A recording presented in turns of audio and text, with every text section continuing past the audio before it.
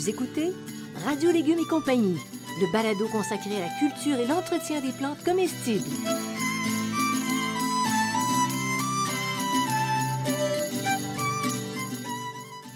Laitue, Basilic, plantation, poivron, bleuets, pollinisation, haricots, arrosage, fraises, insectes ravageurs et maladies, concombres. fertilisation. Radio Légumes et compagnie, le balado qui vous dit tout pour cultiver et entretenir simplement les plantes comestibles de façon naturelle.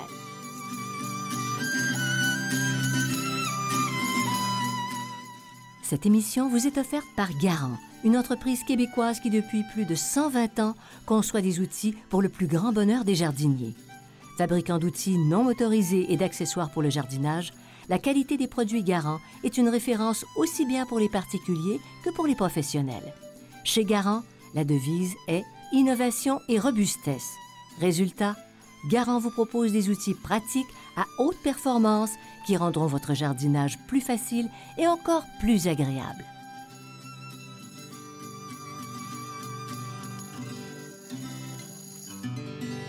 Salut tout le monde, soyez les bienvenus dans cet espace qui parle de la nature qui nous nourrit. Bienvenue à Radio Légumes et compagnie. Coucou Bertrand Dumont. Bonjour Janine Ross. Et horticulteur. Oui, pas entre autres, mais ça suffit comme ça. Je dirais pas horticulturiste. Non, je sais pas. Non, ça, on me l'a déjà faite, celle-là. On me l'a déjà faite, celle-là, oublie ça. De quoi on parle aujourd'hui? Qu'est-ce qu'on a au menu? Un arbuste, devinette, un gros arbuste qui nous donne plein de belles compotes. Oui, effectivement, ça peut donner ça. Ben, on va parler des petites poires. Et ne pas confondre avec les poires, bien sûr. On parle aussi de l'arbre aux oiseaux.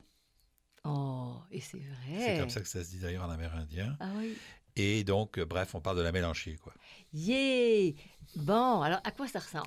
Pour ceux qui ne connaissent pas ça. C'est une petite baie qui a à peu près un demi-centimètre de diamètre, environ un quart de pouce. Là. C'est pas très gros, là.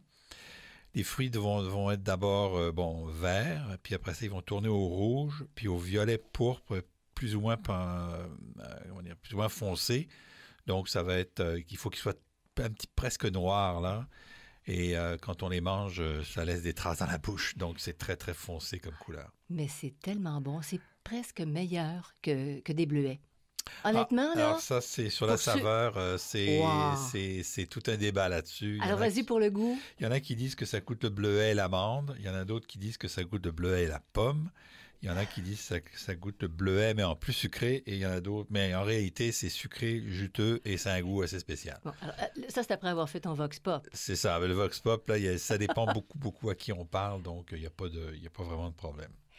Bertrand, oui. Comme tu as une mémoire d'éléphant, oui. Depuis combien de temps cultive-t-on la mélanchier? On ne le cultive pas beaucoup. Cultivé depuis très peu de temps, début du 20e siècle. Mais d'abord, c'est une des espèces. Il y a 23 espèces en Amérique du Nord. C'est un fruit très particulier, l'Amérique du Nord. On a juste une espèce en Europe et 2 en Asie. Donc vraiment, là, son territoire naturel, c'est l'Amérique du Nord. Partout au Canada, sauf au Nunavut. Et puis, sur l'ensemble du territoire des États-Unis, OK? Oui. Et c'est un fruit qui va être consommé des deux côtés de l'Atlantique depuis des millénaires, mais il va être cueilli, OK? Il fait partie de la diète des Premières Nations du Canada, en Amérique du Nord, des Amérindiens. Et donc, c'est un fruit qui est cueilli depuis très longtemps, mais qui n'est cultivé que depuis seulement... le début du 20e siècle. Ça veut dire quand tu parles de cultiver, on l'a mis à notre main, on fait des champs d'œufs. C'est-à-dire qu'il y a quelqu'un qui plante un arbre, qui cultive, qui récolte et qui vend. Alors que dans la plupart du temps, avant, c'était surtout cueilli en nature. C'est ça. Il y en avait aussi au Bic. Sur le bord de la route, il y en a partout au Québec, on en trouve partout. Là. Et les formes d'arbustes, c'est un gros arbuste. C'est un gros arbuste en fait, mais on peut aussi, maintenant, les pépiniéries se cultivent en petits arbres. Okay, donc, c'est un petit arbre qui va faire à peu près 4-5 mètres de haut maximum, là. Mais c'est surtout un gros arbuste si on le laisse, comme on dit, en talle avec plusieurs branches. Mais si on mène une seule branche, on va obtenir un petit arbre. Puis qu'est-ce qui est préférable? Rien. En talle, est-ce que c'est plus facile à récolter? Oui, c'est plus facile à récolter, mais ça prend plus de place au sol. Alors, en arbre, ça dépend comment est-ce qu'on aménage son jardin. Il y a pas de... Moi, j'ai pas de préférence. Donc, un petit potager. Oui. On le met sur tige. On le fait monter en arbre. Oui, dans un petit jardin, on peut le faire monter en arbre. On a les deux ici. Fait que... On a les deux ici. Combien de temps ça prend? C'est assez rapide. C'est 3 à 4 ans avant de récolter les premières. Les premières. Quand on dit 3 à 4 ans, c'est qu'on parle d'une récolte importante, là. On a quelques petites récoltes dès la première année, mais les vraies grosses récoltes commencent à partir de 3 ou 4 ans. Mais c'est drôlement bien fait. Parce que pour les enfants, quand tu commences, tu plantes ton amélanchier. Oui. Les enfants, la première année, commencent à récolter des petites baies. Oui, exact. Ça garde la patience. Ça garde la patience. Et pour l'apport nutritif de ce petit fruit-là? Ben, c'est très élevé en antioxydants. Hein. C'est pour ça qu'on se garoche dessus maintenant, parce qu'on sait qu'il y a des antioxydants. C'est une bonne source de fibres alimentaires. Donc, pas besoin d'acheter des céréales qui viennent de l'autre bout du monde. 7 minéraux puis oligo-éléments. C'est une très bonne source de vitamine C. OK? Et puis, c'est riche en pectine aussi. Il y a un peu de pectine là-dedans. Donc, c'est un fruit qui est assez complet, qui est assez intéressant là, à manger et à cultiver. Ah oui, puis c'est original. On n'est pas beaucoup habitués, malheureusement, au Québec. Non. Mais ouf. Les besoins alimentaires de cette plante-là? Les besoins alimentaires, comme... les besoins de la plante, là, bon, c'est le soleil, l'ombre légère, un sol riche, meuble, légèrement acide, frais et bien drainé, mais c'est une plante qui va être rustique jusqu'en zone 3, donc très intéressante pour les endroits éloignés. On en trouve d'ailleurs en nature, donc...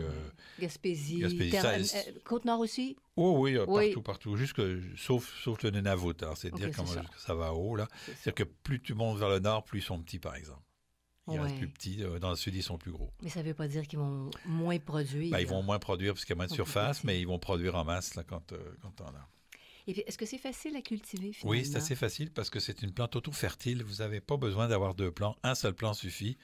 Donc, si vous voulez des amélanchiers, vous n'avez pas besoin d'avoir 2 plants d'amélanchiers. Là, donc, c'est assez facile.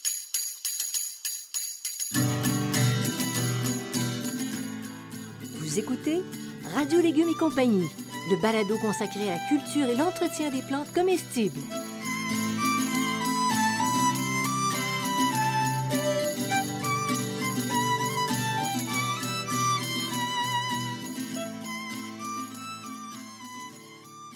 Retourner le sol du potager est maintenant déconseillé.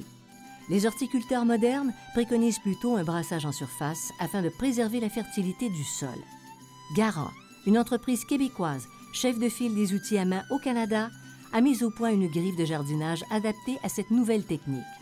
Avec sa tête vrillée unique, elle pénètre facilement le sol et brasse efficacement le compost. Mélangez la terre en ménageant votre dos.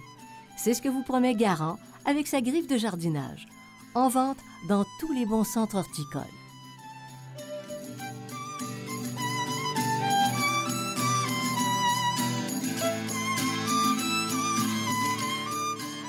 Vous écoutez Radio Légumes et compagnie, le balado consacré à la culture et l'entretien des plantes comestibles.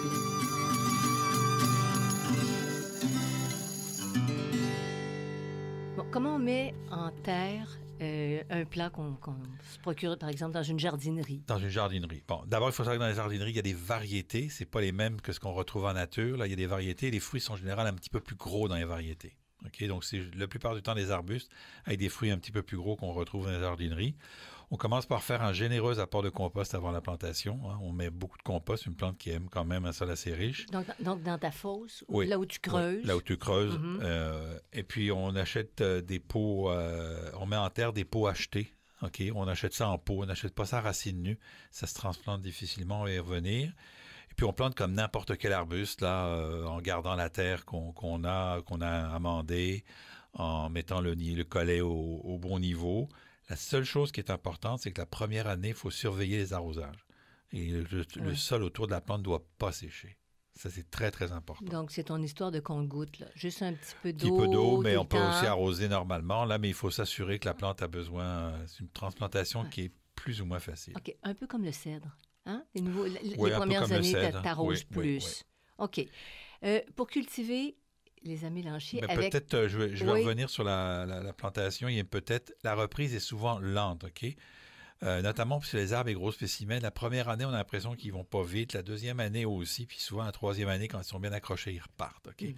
Beaucoup de gens vont avoir des amélanchiers qui repartent pas, fait qu'ils vont les redéplacer, ils vont faire toutes sortes de choses. Il s'agit d'être patient avec les amélanchiers. La reprise est lente et très lente. Ça peut prendre jusqu'à 2 ans. Une fois qu'ils sont repris, là, c'est increvable, là, quasiment. Il n'y a pas de problème. Et donc, il faut vraiment être patient. Notamment, plus les spécimens sont gros, plus il faut être patient. Mais l'amélanchier est une plante qui n'aime pas être transplantée. OK. Puis tu dis, quand ça vieillit, tout ça, c'est pas tuable. Pourtant, son bois est mou. C'est relativement mou, mais il y a une longue vie. Oui, c'est une assez longue vie, là. La longue vie, on s'entend, là. Ce que je veux dire, c'est 40 ans à peu près, là.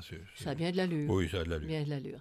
OK, alors, les amélanchiers, est-ce qu'on peut les cultiver avec d'autres légumes? Est-ce qu'on peut faire une espèce de cohabitation? Avec à peu près tous les légumes, à peu près toutes les autres plantes, là, tous les autres légumes, sauf ceux qui vont surtout ceux qui peuvent être à l'ombre en dessous, là. Donc, toutes les plantes qui demandent le plein soleil, on oublie ça, mais il y a quelques plantes qui vont à l'ombre, là. Mais en dessous, on peut les mettre en dessous, carrément. C'est pas l'endroit idéal pour cultiver des légumes, mais on peut le faire. Donc, les associations, il n'y a pas vraiment d'association particulière. On peut le faire, mais c'est pas l'idéal non plus. C'est pas l'idéal, parce que ça, les racines sont quand même assez en surface. Oui, puis il faut se garder de la place pour récolter.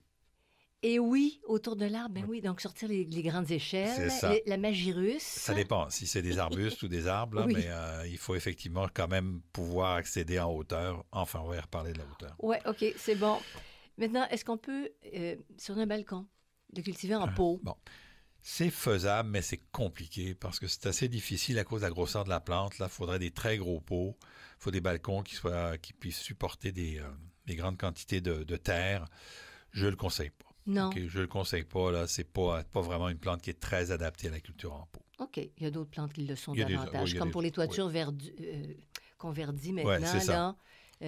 Ça, ce serait pas indiqué. S'il y a de la terre, s'il y a des quantités. Non, c'est indiqué parce que c'est une plante qui est très résistante, là, mais pour la culture en pot, pour monsieur et madame tout le monde, là, c'est un peu compliqué. Là. OK. Et pour l'entretien au fil des ans? Alors, l'arrosage. Il faut arroser régulièrement les premières années. On apporte du compost régulièrement, donc c'est l'idée un peu d'avoir rien en dessous qui nous permet d'ajouter du compost. On peut tout simplement ajouter du compost sur le gazon si on a du gazon en dessous, ou dans une plate-bande si c'est une plate-bande en dessous.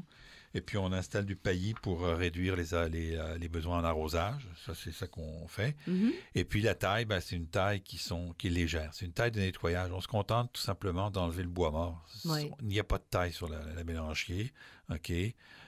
Pour diriger une branche, mais c'est surtout pour nettoyer ce qu'on appelle la taille de nettoyage, une branche morte, une branche abîmée, une branche cassée, et ainsi de suite. Puis le fait de recouper un petit peu les pointes de l'arbre, ça donne rien, c'est de la perte de temps. Ça ne fait pas fleurir davantage. Ça ne fera pas fleurir davantage ni produire davantage. OK.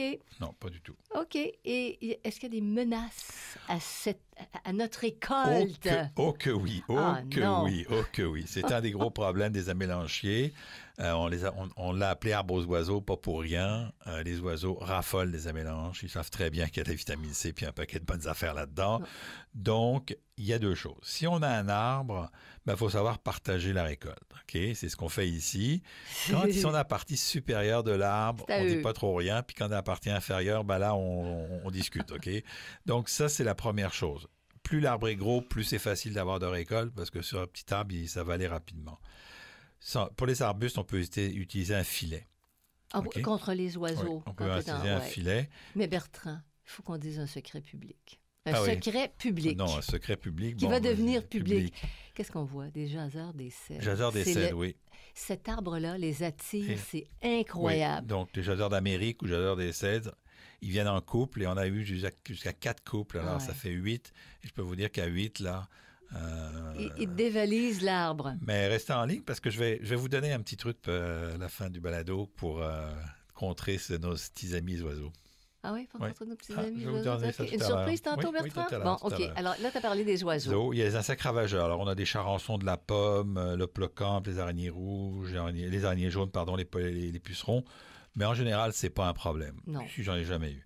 Maladie, on a du blanc. OK, donc traitement préventif avec des solutions de soufre et de presse si vraiment vous voulez traiter. Oui. Parce que le blanc est endémique, donc il n'y a pas grand-chose à faire. Par exemple, on a ce qu'on appelle la rouille grillagée. La rouille grillagée, c'est plus embêtant parce que c'est des petites taches qui vont taches qui vont se former sur les fruits. Ouais. Okay, des fruits oranges, là. Pas les fruits, les fruits, des taches oranges. La première chose qu'il faut regarder, c'est qu'il n'y a pas de genévrier à proximité. Parce que le genévrier est une plante haute qu'on appelle de la rouille grillagée. OK? Elle l'attire. Elle l'attire. On avait le cas ici, on avait... Haute, OK, dans le sens de... Il les, c'est ça, H, il les haute, c'est attire, complexe, T, E. d'accord, Haute, oui. c'est-à-dire que pour que la rouille grillagée se développe, il faut absolument qu'il y ait un genévrier. S'il n'y a pas de genévrier, il va y avoir plus de difficultés.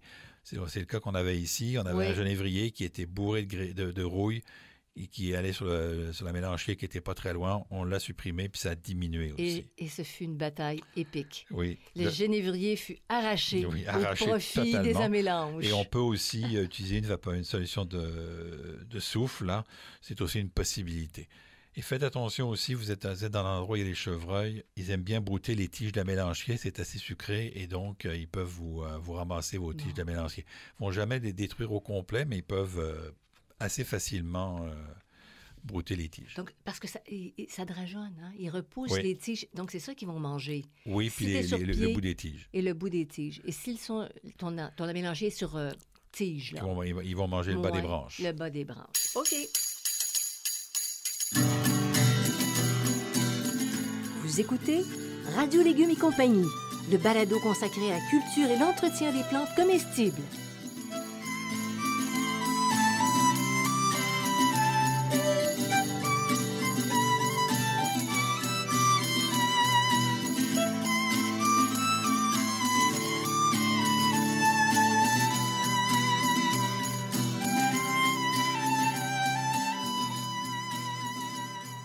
Le potager urbain facile et naturel, potager en pot, le jardin fruitier facile et naturel et potager productif.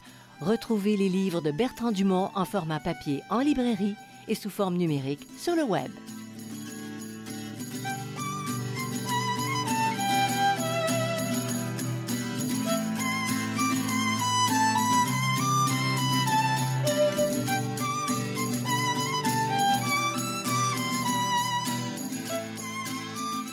Vous écoutez Radio Légumes et compagnie, le balado consacré à la culture et l'entretien des plantes comestibles.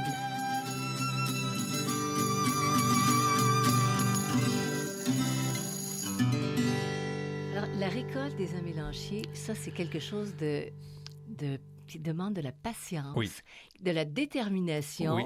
Sortir les échelles sur combien de temps? 10 jours. À 20 jours. Oui, c'est ça. Donc, il faut récolter au fur et à mesure du mûrissement. Ce qui se passe, c'est que la grappe va mûrir d'un bout à l'autre là, de manière différente. C'est-à-dire que sur la même grappe, parce que c'est des petites grappes, ils sont réunis en petites grappes, les baies vous allez avoir des baies complètement mûres, moyennement mûres, puis pas du tout mûres. Mm-hmm. Okay, donc, si vous essayez de tout récolter en même temps, les baies très mûres, elles seront plus mûres, elles seront pourries, puis les autres seront mûres. Donc, il faut y retourner de plusieurs fois. À peu près aux 2 jours. À peu près aux 2 jours, c'est à peu près aux 2 jours. Et c'est là qu'on va arriver à contrer les oiseaux, OK? Ouais. En y allant aux 2 jours, OK, on arrive à ce moment-là à récolter pas mal. On est un petit peu plus rapide que les oiseaux. Si vous attendez tous les 5-6 jours, les oiseaux, ils vont tout manger. Mais en venant à tous les 2 jours, assez systématiquement, c'est pour ça que quand on parle de laisser de la place pour les échelles, là, c'est un peu l'idée de la chose, là, c'est que si vous êtes dans les plates-bandes, c'est compliqué, c'est plus compliqué de sortir les échelles, là, si vous avez un gros arbuste. Mais il faut revenir continuellement, là, oui. OK? Et donc, on parle de 10 à 20 jours, c'est suivant les variétés, puis suivant les conditions climatiques. Il y a des variétés qui vont être un petit peu plus... dont le mûrissement va être un petit peu plus tout en même temps. Mais il faut revenir plusieurs fois. C'est vraiment le secret pour récolter des amélanges. Revenez plusieurs fois. Puis il y a un autre secret qui va devenir public. tu les récoltes aux 2 jours. Oui. Bon, alors pour ceux qui font de la cuisine puis qui veulent faire des compotes, des confitures, puis toutes sortes de petits coulis avec ça, on les met sur tôle. Ceux qui sont parfaitement mûrs, tu les enlèves, tu les mets sur tôle au congélateur. C'est ça, on les congèle à ce moment-là. Puis tu fais tes recettes après. Oui, absolument. Et là, il faut savoir, on va donner un autre petit secret. Décidément, c'est le balado des secrets. On mange j'ai mangé hier celle de 2017. Il restait encore un pot de 2017. 2018, il en reste encore. Et 2019, on n'a même pas commencé à manger. On a fait exactement 8 kilos l'année dernière d'amélange. Ça vaut vraiment la peine. Et vraiment, là, donc, cette année, je pense que je on va laisser pas aux les oiseaux? échelles. Oui, je pense que je vais laisser aux oiseaux. OK, tu ne feras pas d'échelle. Je ne penserai pas. Avec les quantités qui nous restent, là, je ne penserai pas. C'est parce que ça te tient en forme, Bertrand. Oui, merci. Je vais me tenir en forme sur d'autres affaires. OK. Comment est-ce qu'on les cueille? Donc, on tire légèrement dessus et il faut qu'ils se détachent. c'est qu'ils sont bien mûrs. Si il faut forcer pour les enlever, vous allez voir, ils sont très acides. Ils sont pas bons à manger. Oh, non, OK? non. Faut qu'ils soient bien mûrs. Presque noirs, bien mûrs. Là, c'est là qu'ils sont le meilleur.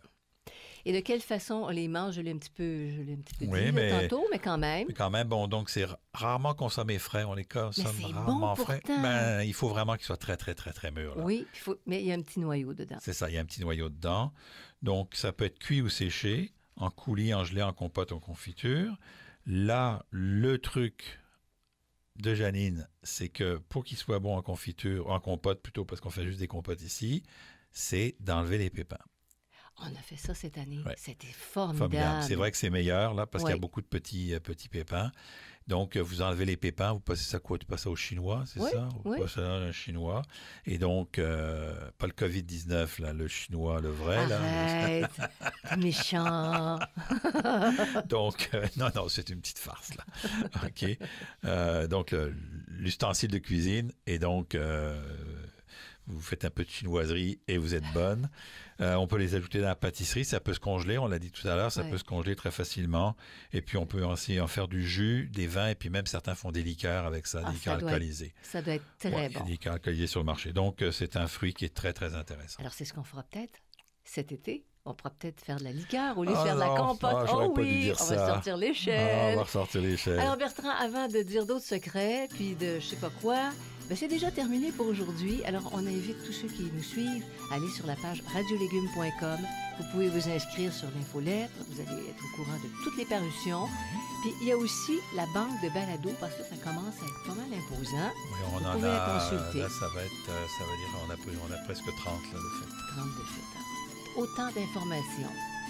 Alors, merci à Garant, qui est notre commanditaire, à Xavier Gervais-Dumont et son frère Charles, un pour la musique, l'autre pour la technique.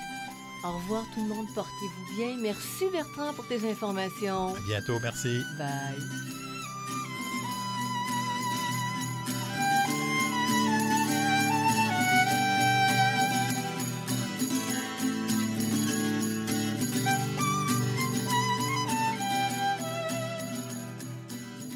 Vous écoutez Radio Légumes et compagnie, le balado consacré à la culture et l'entretien des plantes comestibles.